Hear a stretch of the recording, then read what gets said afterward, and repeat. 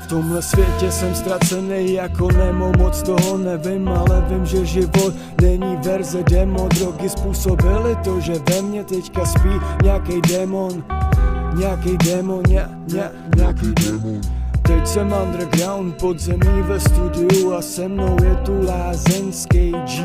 Hany, nahrávám to svoje, on potom zase to jeho. Ve mně zaskoluje poison jed, tak si ho lásko taky vem teď se mnou. Proč jed, pro ten se vážně nikdy nejede, neptej se mě, kde teď jsem.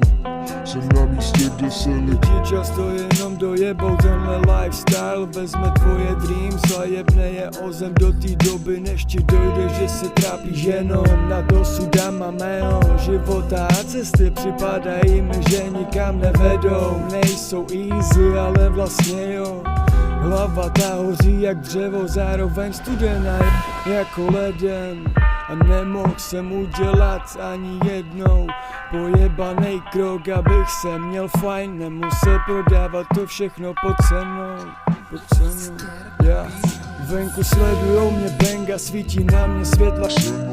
More hodně z vás o mě pořád hovna jen melou. Nakonec jsou to přesně ti, co se poserou. Prej se mnou venku poperou. Možná tak, když mají v ruce phone, napíšou vše, co na papír píše pero.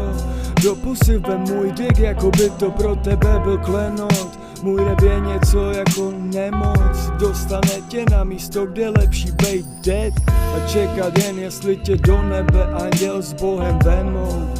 Ice flow paralela, moje jméno. Yeah.